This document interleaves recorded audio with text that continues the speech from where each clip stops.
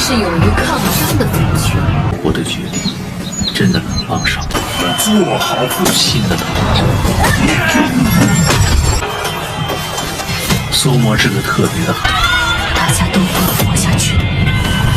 Halo, assalamualaikum teman-teman. Jumpa lagi dengan saya Ilham Haris. Selamat datang di channel Purnomo The Series. Gimana kabar kalian? Semoga selalu sehat dan baik-baik saja ya. Kali ini kita akan meneruskan merangkum Donghua Shishing-ji season 5 episode 31 ya guys. Dan karena animasinya belum rilis, kita gas dulu spoilernya ya. Dan gak usah berlama-lama lagi, langsung saja gas cuy. 大家都会活下去。 Di episode sebelumnya, Sun Wukong bersama Biksu Tong telah berhasil meruntuhkan tirani Kaisar Tengkorak. Akan tetapi mereka semuanya dikejutkan dengan klan naga yang telah dijajah Dewa Bayangan Gelap. Dan juga Wukong merasa sesuatu telah terjadi di Istana Surgawi. Sin lalu beralih di negara Asura, di mana di jalanan terlihat beberapa bocil yang saling berkelahi. Dan itu memang pemandangan yang lumrah di negara Asura, karena dari kecil para Asura dididik untuk menjadi petarung yang kuat. Sementara itu kini terlihat Suma pun sedang membawa buku dan dia akan pergi ke ruang tahanan Tathagata. Para bocil pun jadi bertanya kenapa Suma sering ke situ. Suma pun menjawab kalau ia ke tempat Tathagata adalah untuk belajar. Bocah Asura itu pun lalu mengatakan kalau Suma harusnya tak perlu membuang waktu dengan hal yang tak penting seperti itu karena turnamen pemuda akan digelar. Dia pun lanjut berkata kalau di turnamen pemuda Asura itu tidak ada perbedaan anak Asura biasa ataukah anak raja. Suma dengan tenang malah berterima kasih karena bocah itu telah mengingatkannya dan ia pun segera pergi. Dan kini Suma pun duduk berhadapan-hadapan dengan Tathagata untuk belajar.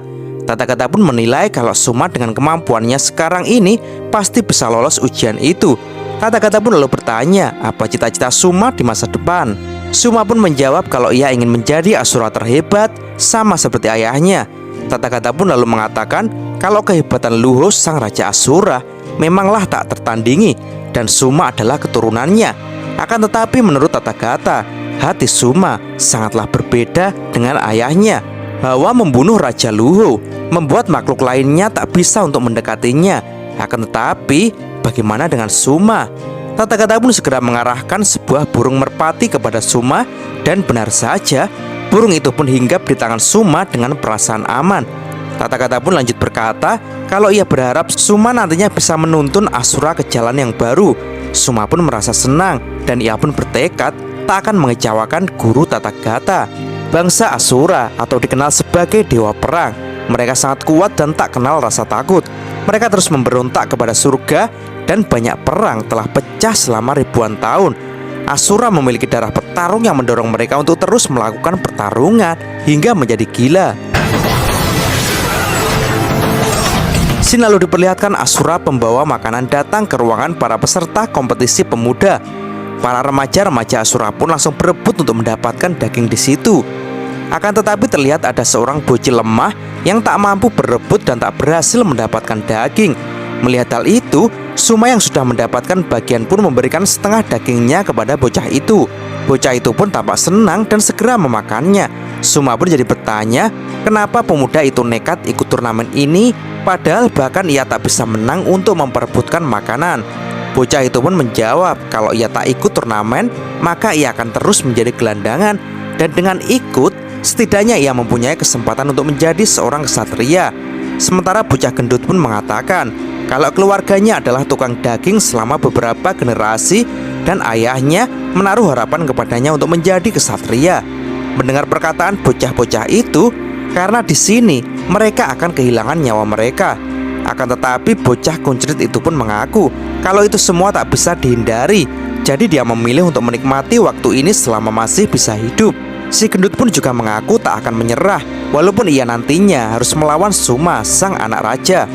Suma tampak memperhatikan bocah-bocah di situ. Ia pun lanjut mengatakan bahwa dari mereka semua yang ada di sini hanya ada satu saja yang selamat untuk melihat hari esok. Sin lalu beralih Nona Huji yang memasuki ruangan Tathagata untuk memanggil Tathagata bahwa sang raja sudah menunggunya. Tathagata pun mulai berjalan keluar. Tathagata dipanggil adalah untuk ikut menonton turnamen tanding pemuda Asura itu. Turnamen itu digelar untuk memilih ksatria Asura yang baru. Menurut Tathagata, hal itu sangat bagus karena kebetulan ada yang ingin ia katakan kepada Raja Luho. Sesampainya di stadion, Tathagata pun kini dipersilahkan untuk duduk di kursi samping raja. Di situ Tathagata pun lalu melontarkan pertanyaan yang menyindir kepada Raja Gila. Di situ ia berkata, menonton putramu sendiri membunuh atau dibunuh dalam arena, itu pasti menyenangkan, bukan? Raja Gila pun menjawab kalau ia sebenarnya tidak suka. Akan tetapi hal ini sudah menjadi tradisi bangsa Asura, di mana yang lemah akan mati dan yang kuat akan bertahan. Dengan begitu, maka akan lahir Asura sejati. Raja Gila pun lalu balik bertanya kepada Tathagata apakah Suma menyadari hal itu. Tathagata pun menjawab kalau ia telah mengajarkan Suma jalan yang berbeda. Dan kini para pemuda Asura pun mulai memasuki arena. Saat masuk, mereka diberikan satu mangkok anggur untuk diminum. Dan saat semua peserta sudah memasuki arena, Nona Uji pun muncul dan dia akan memimpin pertandingan kali ini. Ia pun lantas memberikan pidato. Sang Dewa Asura adalah para pengkhianat. Kita bertahan di dunia yang penuh dengan musuh ini. Yang lemah akan dimakan. Untuk bertahan, kita akan selalu berusaha untuk menjadi lebih kuat lagi. Itulah alasan kalian semua dikumpulkan pada hari ini. Setelah kalian memasuki arena dan merasakan pahitnya anggur itu, kalian semua akan menjadi saudara. Kalian semua adalah Asura yang pemberani. Namun, hanya satu yang bisa mencapai puncak. Setelah ujian ini selesai, hanya akan ada satu kesatria yang meninggalkan arena ini. Sisanya akan berubah menjadi bintang di langit. Tak perlu mengucapkan selamat tinggal karena kalian akan selalu bersama. Asura tak mengenal rasa takut. Sekarang pergilah, keluarkan seluruh kekuatan kalian. Para pemuda Asura pun kini bersorak-sorai dengan penuh semangat. Dan mereka pun lanjut meminum anggur mereka masing-masing. Dan setelah itu, tawuran pun dimulai. Para pemuda pun langsung menghunuskan senjatanya dan saling menyerang satu sama lain. Terlihat beberapa pemuda Asura pun mampu menebas pemuda lain. Para penonton pun tampaknya sangat khusyuk melihat turnamen ini, karena menurut mereka ujian kali ini sangat menarik, di mana putra raja juga ikut serta. Dan jika putra raja mempunyai bakat seperti ayahnya, maka itu akan menjadi bencana seperti ayahnya dulu. Dan kini diperlihatkan Suma pun mulai mengambil pisaunya.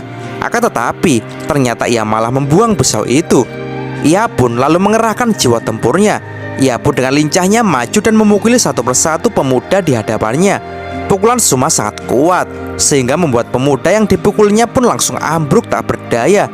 Menurut Tathagata, kekuatan Suma sudah tak diragukan.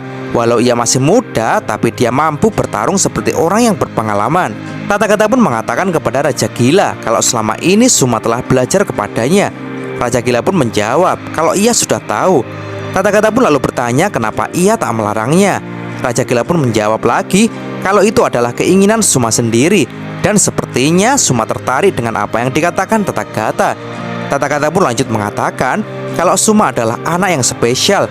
Jalan Asura itu selalu tanpa ampun dan brutal. Tidak ada belas kasihan. Apakah Suma bisa membuat perubahan itu semua? Akan dia buktikan dari pertarungannya kali ini. Suma pun kini terus memukuli lawan-lawan di depannya sambil mengamati siapa pemuda yang paling kuat di arena ini.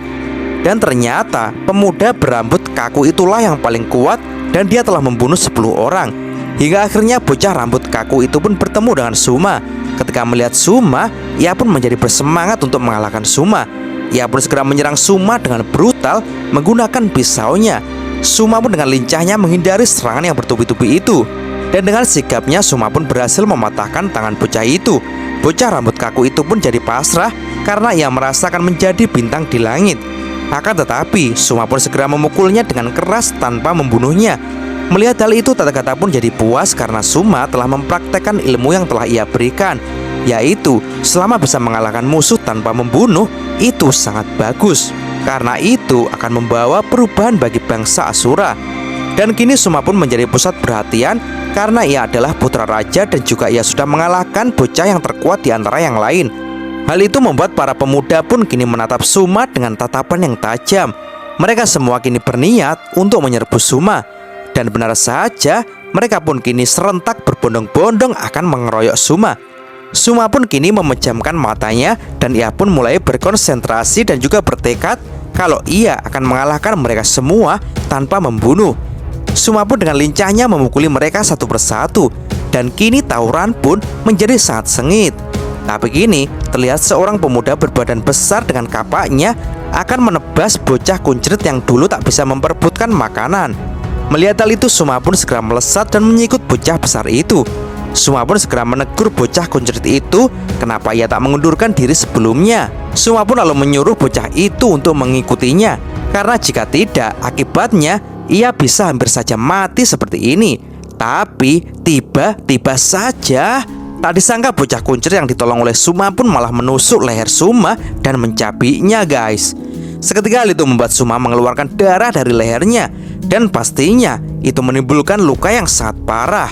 Tata-Gata pun jadi kaget melihatnya. Ia pun jadi panik dan langsung berdiri dan berteriak, "Suma!"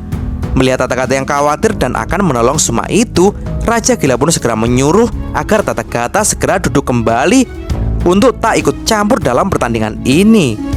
"Hei Rule, duduklah," ucap Raja Gila dengan wajah yang sangat kereng.